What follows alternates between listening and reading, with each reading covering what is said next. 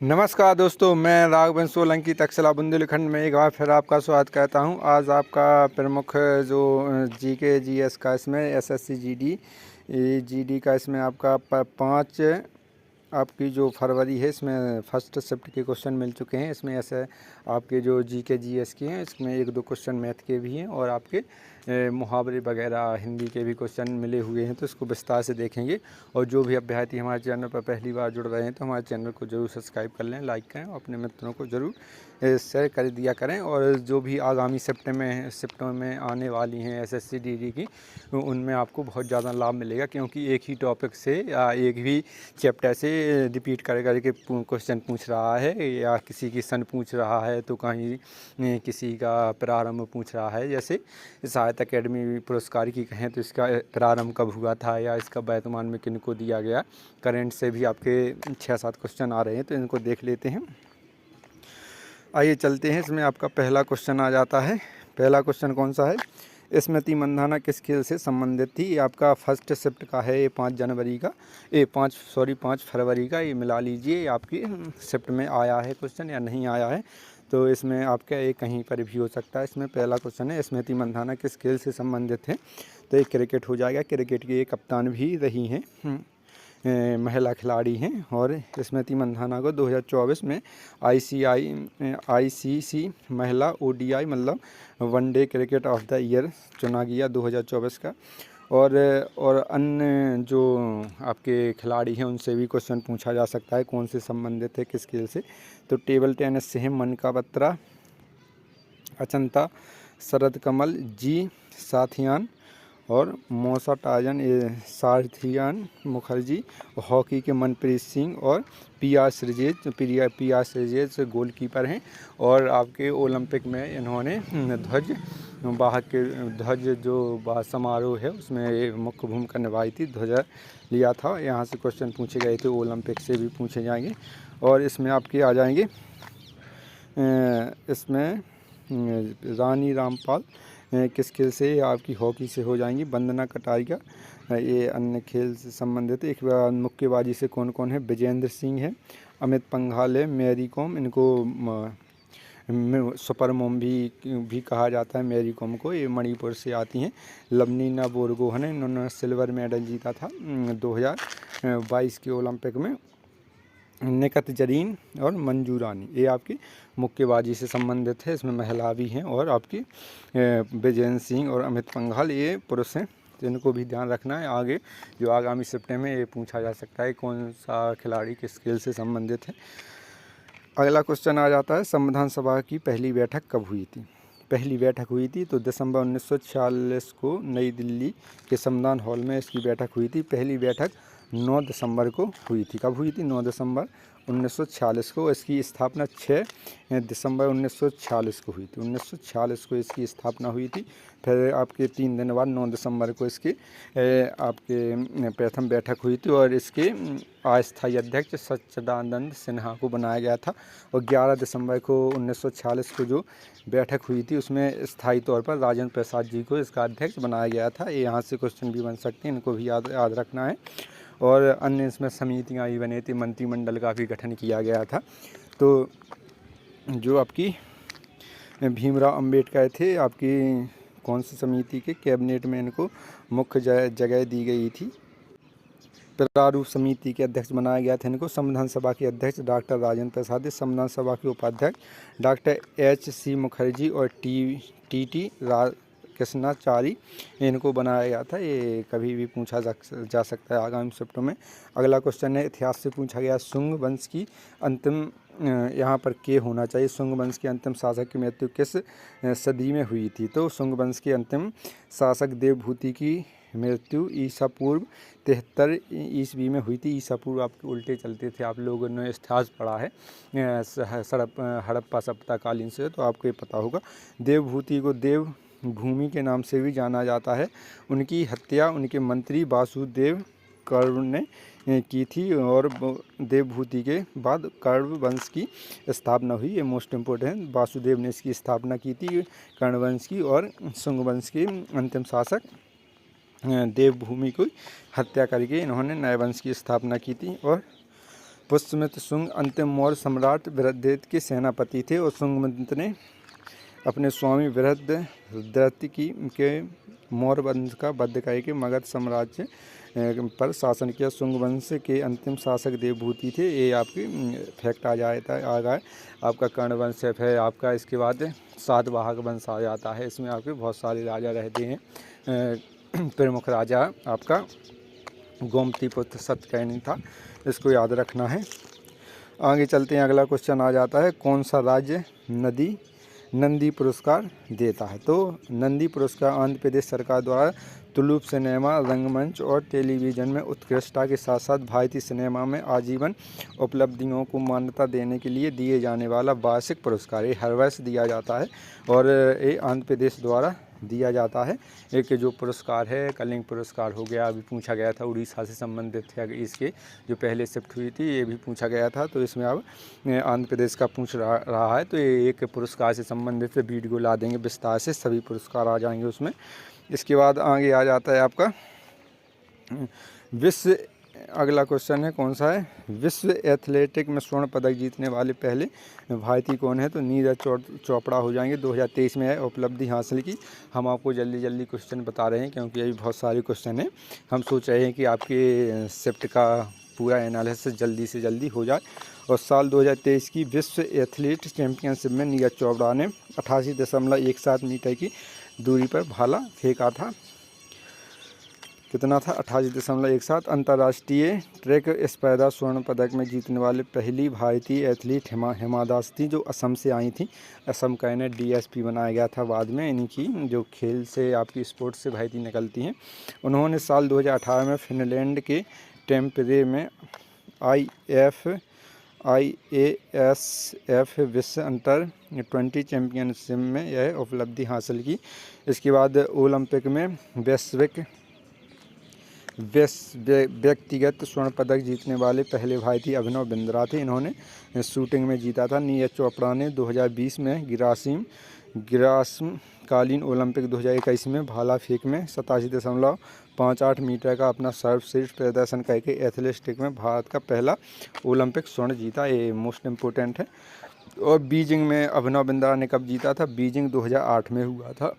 2008 में हुआ था ये बीजिंग, चीन की राजधानी में हुआ था।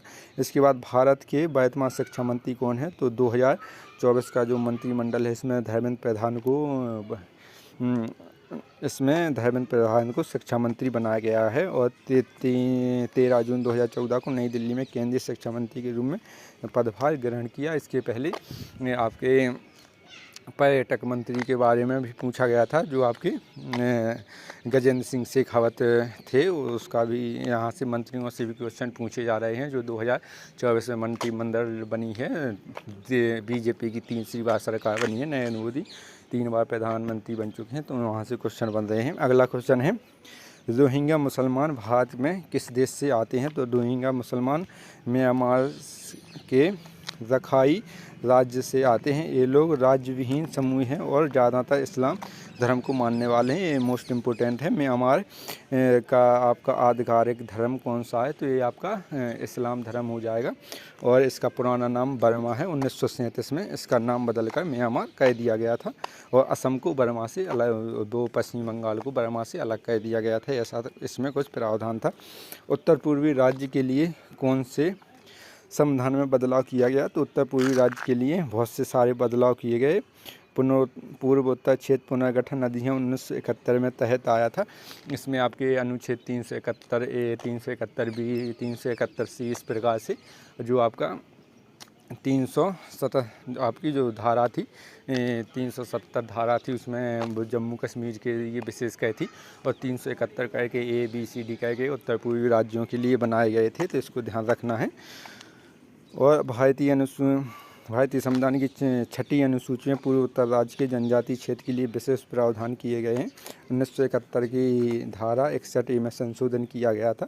तो यही यहाँ से जो भी ऑप्शन था, ऑप्शन तो आपके नहीं मिल पाए, तो इसलिए जो जिसमें फैक्ट हैं अपने सब बता दिए गए हैं। इसमें देख लीजिए आपका कौन सा पूछा गया था। अगला क्वेश्चन है, भारत में निम्नलिखित में कौन सा शास्त्रीय नृत्य है जो महिलाओं द्वारा एकल किया जाता है? तो मोहिनीअट्टम है।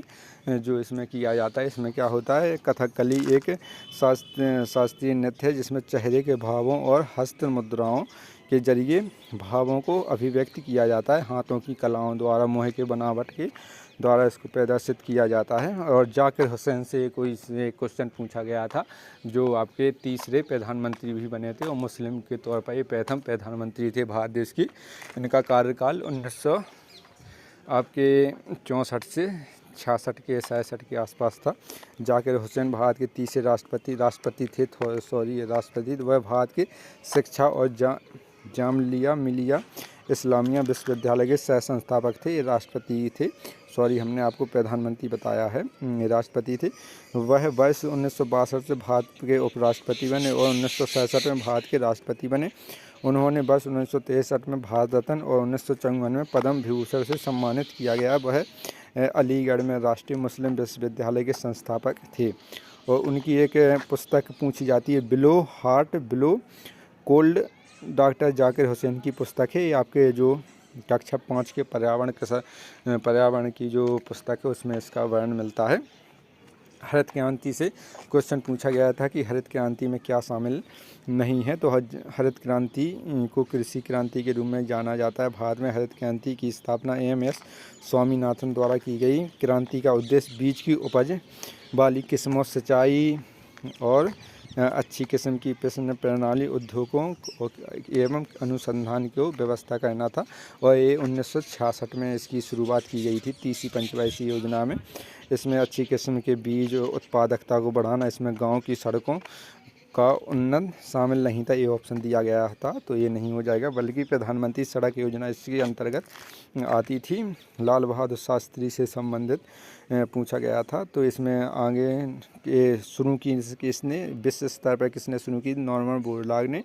और भारत में एम.एस. स्वामीनाथन 1970 में इन्हें शांति के लिए नोबेल पुरस्कार दिया गया था। ये सबसे पहले मैक्सिको देश में आयोजित की गई थी, ये ध्यान रखना है।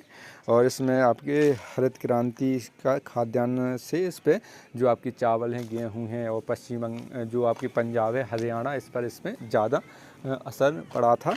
और श्वेत क्रांति आपकी दुग्ध उत्पादन से, लाल क्रांति टमाटर मांस से उत्पादन है, नीली क्रांति मछली उत्पादन से, पीली क्रांति तेल उत्पादन से हो जाएगी, और भूरी क्रांति चमड़ा और कोको से उत्पादन, काली क्रांति पेट्रोलियम उत्पादन से, गुलाबी क्रांति प्याज और जो आपका झींगा मछली अलग से इसका उत्पादन किया जाता है तालाबों में, समुद्रों में, तो झींगा मछली गुलाबी क्रांति, ये ध्यान रखना है, ये भी पूछा जाएगा आपकी आगामी सत्रों में।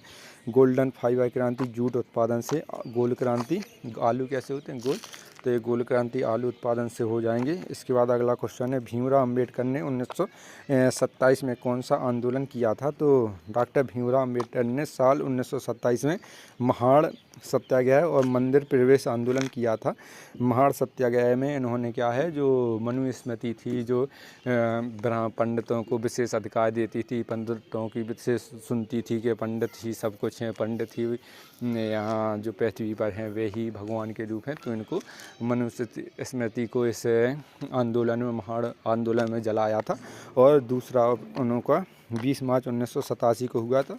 दूसरा आंदोलन था इसका मंदिर प्रवेश आंदोलन। ये महाड़ आंदोलन है। तालाब के अंदर पानी पीने का अधिकार, इस आंदोलन के दौरान अंबेडकर ने सार्वजनिक रूप से मनुस्मृति को जलाया था। इस आंदोलन को चावदार तालाब सत्याग्रह भी कहा जाता है। जो तालाब का नाम है चावदार, तो वहाँ पर ये किया गया था। मंदिर प्रवेश सत्याग्रह भी इन्होंने किया था। हिंदू को प्रवेश, जो इनके हिंदू के जो अनुसूचित जाति अनुसूचित जनजाति से संबंधित थे, उनको मंदिर में प्रवेश कराना इनका मुख्य उद्देश्य था। इसके बाद असुर शब्द, ये हिंदी का क्वेश्चन आ गया। असुर शब्द का विलोम शब्द आपका क्या हो जाएगा, तो असुर का विलोम शब्द क्या, देवता हो जाएगा। क्या हो जाएगा, देवता। और इससे आपके विलोम शब्द से क्वेश्चन आ रहे हैं और आपके मुहावरों से क्वेश्चन आ रहे हैं, तो अभी आपकी विस्तार से PDF डाल देंगे, तो इसमें आप ज़रूर समझ लेना। और इसके बाद अगर 5% जो ये मैथ का क्वेश्चन है, मैथ से आ गया है क्वेश्चन, अगर 5% वार्षिक ब्याज की दर से 3 साल के लिए चक्रवृद्धि ब्याज और साधारण ब्याज का अंतर 244 रुपये है, तो मूलधन इसमें कितना होगा, तो इस प्रकार कैसे करेंगे। इसका अंतर पूछा तो अंतर बराबर होता है इसमें प्रति गुणे आपकी दर बटे 100, और आपका 3 साल के लिए है तो 305 बटे आपका 100 हो जाएगा। यहाँ पर ये 20 आ जाएगा, यहाँ पर आपका 20 आ जाएगा कट के। जब आपका 320 से इसको काटेंगे तो इस बार आपका कितना आ जाएगा, इसको आप भाग दे लीजिए, गुणा काट कर लीजिए तो आपका आंसर आ जाएगा। इसी प्रकार से करना था। अब 3 साल का दिया तो इसमें एंड में 305 गुणे बटे में 100 करना है तो आपका आंसर आ जाएगा। ये ध्यान रखना है। तो ये आज के लिए इतने ही क्वेश्चन थे, इनको आप ज़रूर बताइए कि कमेंट में आपको कैसे लग रहे हैं। तो आगे आगामी जो शिफ्ट आने वाली है 5 फरवरी की सेकंड शिफ्ट का भी एनालिसिस करवाएंगे, तीसरे का भी, और जहाँ से आपके मुख्य टॉपिक से क्वेश्चन पूछे जा रहे हैं उसका भी वीडियो डाल देंगे। धन्यवाद साथियों, हमारे चैनल को जरूर सब्सक्राइब करें, लाइक करें, अपने मित्रों को शेयर जरूर कर दिया करें। धन्यवाद साथियों।